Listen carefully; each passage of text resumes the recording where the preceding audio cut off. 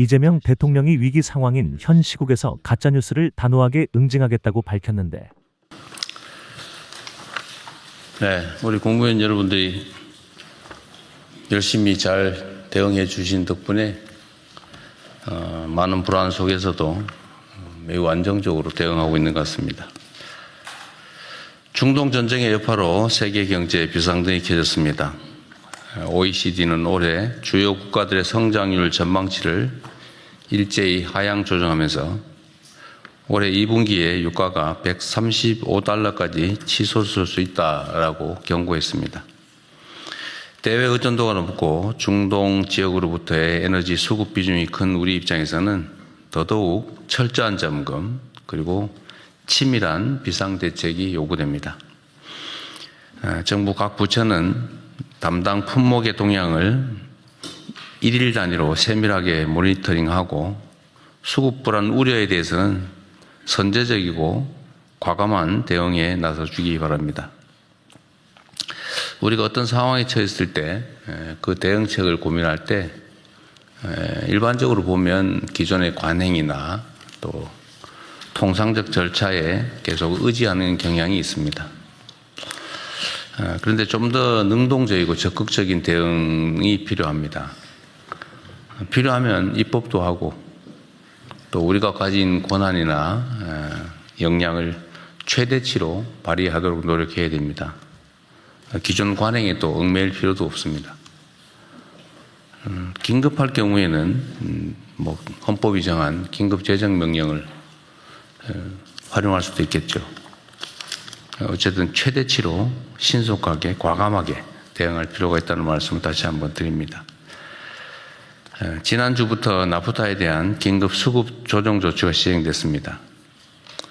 요소, 또 요소수, 헬륨, 알루미늄 등 핵심 원자재 역시도 전시물자에 준하는 수준으로 엄격하게 관리해야 되겠습니다. 국민 실생활과 직결된 각종 생필품, 의료용품도 마찬가지입니다. 최근에 종량제 봉투에 대해서 논란들이 좀 있습니다. 그런데 실제로 보면 재고가 충분합니다. 대응하기 따라서 얼마든지 대응할 수 있는데도 아주 지엽적인 부분에 일부 문제들이 과장되고 있다는 생각이 듭니다. 국가 정체적으로 보면 충분히 재고도 있고 원료도 있는데 특정 지자체들이 준비가 부족하거나 해서 문제가 생기면 인근 지자체와 협력해서 해결할 수도 있죠. 지방 정부들에 대해서 좀 더 엄격하게 지도 관리할 필요가 있겠습니다. 담당 부처는 다른 물품에 대해서 이런 사례가 생기지 않도록 한 박자 빠르게 또 선제적으로 철저하게 대처해 주기 바랍니다. 정부의 위기 대응 노력과 관련해서 온라인에서 무분별하게 허위 가짜 정보들이 유포되고 있습니다. 이 점에 대해서 수사기관들도 엄정하게 신속하게 대응할 필요가 있겠다는 생각이 듭니다. 위기의 파고가 높아지고 있지만 우리 대응 여하에 따라서 이번 전쟁이 전하위복의 기회가 될 수도 있습니다. 정부는 당면한 위기 극복과 함께 중장기 차원의 공급망 리스크 보완에도 속도를 내주기 바랍니다. 우리 국민 여러분께도 한 가지 이제 부탁을 드리고 싶습니다. 그런 얘기들 가끔씩 합니다. 작년 이맘때에 내가 어떤 고민을 하고 있었을까 한번 되새겨 생각해 보면 아마 기억나는 게 거의 없을 겁니다. 위기라고 하는 건 일상적으로 찾아옵니다. 강도의 차이가 있을 뿐이죠. 또 이 위기라고 하는 건 사람 사는 세상에 관한 문제라서 또 다 해결이 됩니다. 다만 우리가 어떤 자세로 어떻게 대응하느냐에 따라서 좀 다를 뿐이죠. 이 위기를 어떻게 대응하느냐에 따라서 더 나은 상황을 만들어낼 수도 있습니다. 우리 국민 여러분께서도 유류 소비와 관련해서 소비를 줄이는 일에 적극적으로 참여해 주시면 좋겠습니다. 뭐 판단에 따라서 또 사람에 따라서 다르게 생각될 수도 있는데 제가 이 유류 가격, 석유류 소비와 관련해서 현상을 보면 우리 국민들께서 참 대단하다, 또 감사하다 이렇게 생각되는 면이 있습니다. 예를 든다면 이제 유류의 이제 최고 가격을 설정을 하면 다른 나라나 다른 경우 같으면 아 드디어 기회다 이래서 비싸게 올려서 다 받을 텐데 그래도 대체적으로 주유소나 이런 곳에서 즉각적으로 최고가를 올리지 않고 또 재고는 과거 공급받은 가격에 따라서 공급하고 있는 것들을 보면 감사하다는 생각이 듭니다.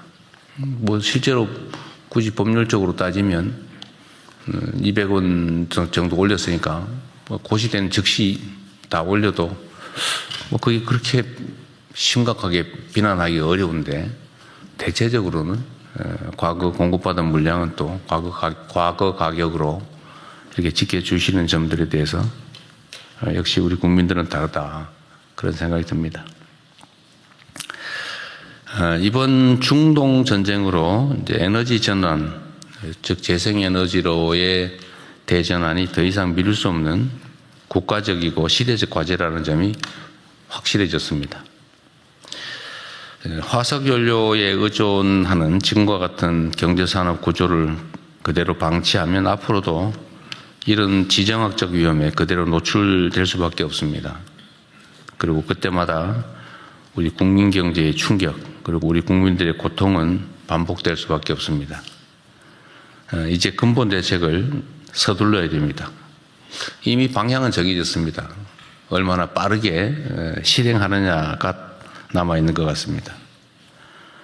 전력 수요를 합리적으로 조정하기 위한 중장기적인 해법 모색과 함께 에너지 수급 안정화를 위한 적절한 수준의 에너지 믹스 정책을 추진하고 특히 무엇보다 재생에너지로의 전환에 속도를 내야 합니다. 제가 계속 행정의 속도가 필요하다는 말씀을 드리기도 하지만 이번 상황은 각별히 속도에 유념해야 될 것 같습니다. 안 된다, 뭐 어렵다 이렇게 얘기하지 말고 되는 방법을 찾는 데 총력을 집중해야 됩니다. 이 공직사회는 그런 게 있어요. 이 개인 사업을 하면 정말로 되는 방법을 열심히 찾습니다. 온갖 금지 규정이니 뭐 관행이니 상황이니 이런 게 있지만 어떻게든지 그 속에서도 가능한 방법을 찾는데 이 공직사회는 뭐 바람직한 측면이기도 하죠. 이 공직사회는 뭐 원래 본질적으로 보수적이죠. 안전하게 안정적으로가 모토이다 보니까 기존의 흐름과 관행에서 잘 안 벗어나려고 해요. 평시에는 바람직합니다. 그러나 지금과 같은 상황에는 잘 어울리지 않죠.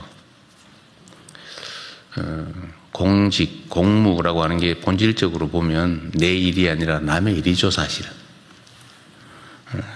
또 안정적이어야 되니까 그럴 수도 있지만 지금 같은 상황에서는 그게 내 일이다 라는 생각을 가지고 좀 더 능동적으로 적극적으로 대응할 필요가 있겠습니다.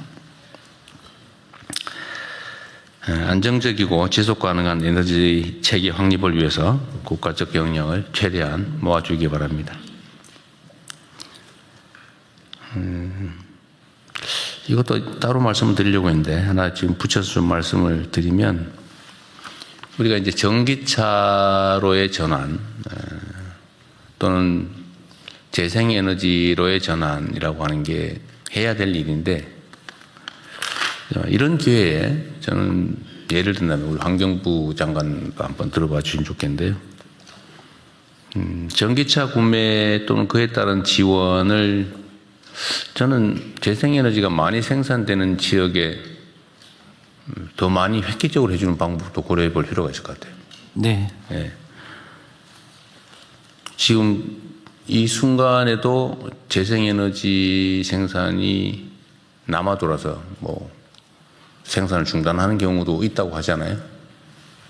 그런데 거기는 전기차 충전이라도 또 생산되는 전기를 화석연료 에너지에 대체해서 쓸 수 있는 길을 최대한 찾아서 네. 재생에너지 생산을 지금이라도 대폭 늘려야 되잖아요. 그죠?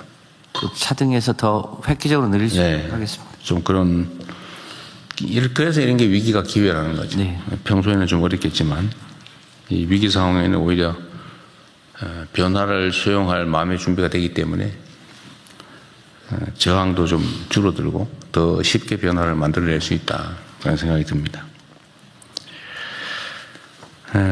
최근에 저도 그런 느낌이 드는데 보이스 피싱 전화가 많이 줄어들었다고들 해요. 전화가 왜 이리 안 오지? 뭐 기다리는 건 아니지만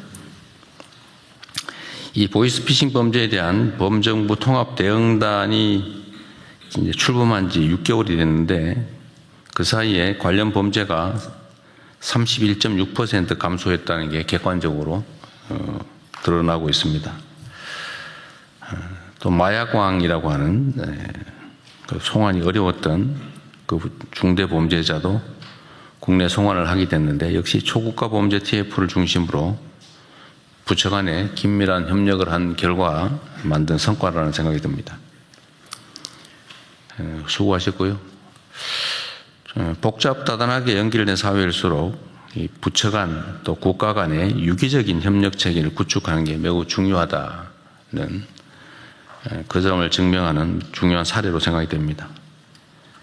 이번 사례를 마약 또는 디지털 성범죄, 금융사기, 재난대응 등으로 확대해서 국민 삶을 빈틈없이 지켜나갈 수 있으면 좋겠습니다.